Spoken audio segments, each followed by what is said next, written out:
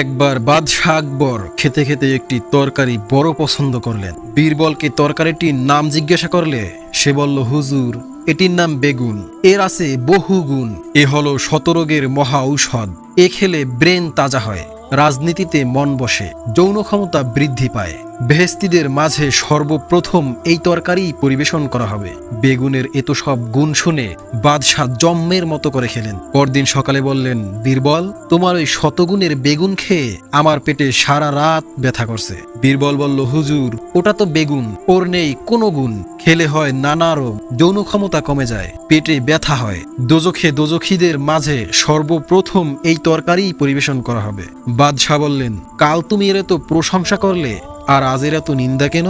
বীরবল বলল, কাল মহারাজের ভালো লেগেছিল তাই প্রশংসা করেছিলাম, আজ মহারাজের খারাপ লেগেছে তাই নিন্দা করছি, কারণ আমি তো হুজুরের চাকরি করি, বেগুনের নয়।